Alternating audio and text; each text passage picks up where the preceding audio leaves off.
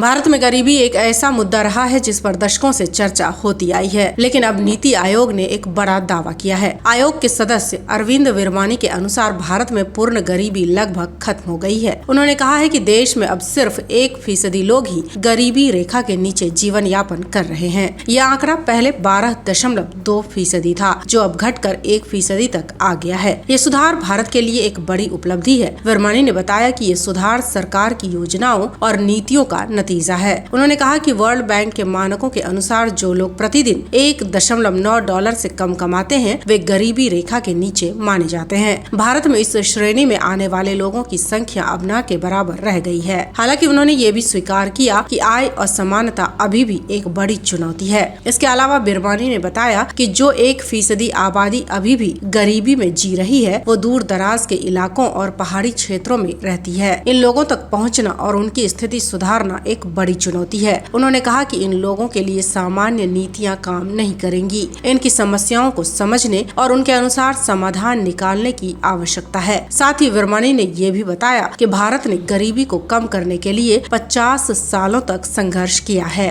साल 2007 से लेकर साल 2009 के बीच जब ये मुख्य आर्थिक सलाहकार थे, तब गरीबी का आंकड़ा 12.2% था। यह आंकड़ा अब घटकर 1% पर आ गया है। ये सुधार न सिर्फ आर्थिक विकास का नतीजा है, बल्कि सरकार की सामाजिक योजनाओं का परिणाम भी है। हालांकि गरीबी कम करने के बावजूद आय असमानता और आर्थिक विषमता अभी भी बनी हुई है। विरमानी का मानना है कि अगले 7 सालों में इसे भी खत्म करने का लक्ष्य है। इसके लिए सरकार को और अधिक प्रभावी नीतियां बनाने की जरूरत होगी। भारत की नई पीढ़ी के लिए ये खबर एक उम्मीद की किरण है। गरीबी कम होने का मतलब है कि देश आर्थिक रूप से मजबूत हो रहा है, लेकिन हमें ये नहीं भूलना चाहिए कि अभी भी कई चुनौतियां बाकी हैं। हमें उन लोगों तक पहुंचना होगा जो अभी भी विकास की मुख्य धारा से दूर हैं। वैसे इस खबर पर आपका क्या कहना है? आपको क्या लगता है कि भारत में गरीबी कम हुई है? हमें कमेंट कर जरूर बताएं।